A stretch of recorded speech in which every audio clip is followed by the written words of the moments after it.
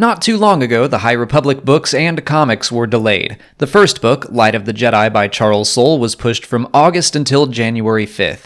As a bit of a consolation prize for everyone excited to enter this new era of Star Wars storytelling, Del Rey has released the very first chapter of his book on IGN, and I'll put a link to it down in the description.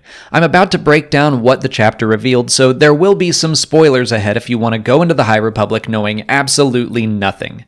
The chapter itself introduces us to the captain of the Legacy Run, a modular freighter that can transport virtually anything.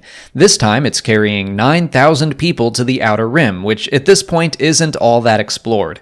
It's described as an area filled with opportunity for those brave enough to travel there. It's also a haven for anyone seeking to escape the laws of the Republic and is filled with predators of every type. Along the way, the Legacy Run encounters an obstacle in their hyperspace lane, which should be mathematically impossible. The captain attempts to avoid the object, and she does, but the ship isn't built for maneuvers like that, and it rips itself apart.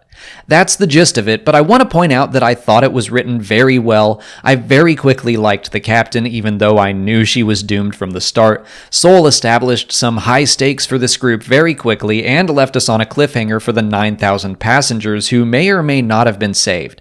I'm going to guess that they're all right, but stranded who knows where, or maybe worse. Because Charles Soule describes these opening pages as the catalyst for a galaxy-wide disaster, what's been referred to as the Great Disaster in this era. With the Legacy Run destroyed, fragments of the ship begin flying out of hyperspace at super accelerated speeds, meaning deadly missiles of debris can appear anywhere at any time from the Outer Rim to the core.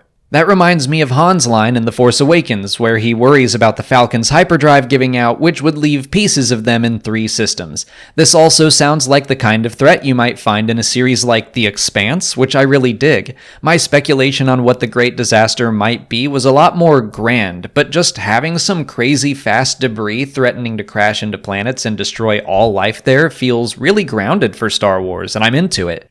Actually, the whole bit about settlers heading to unknown worlds to create new lives for themselves, that all feels like The Expanse. But just because the Great Disaster isn't as, quote, grand as I thought it would be, I also see possibilities for this to get a lot worse. For example, one of those high-velocity missiles could be the part of the ship that contains 9,000 people on board.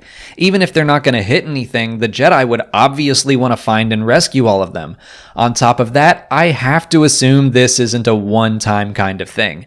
The villains of the High Republic, called the Nihil, have been said to be able to weaponize hyperspace.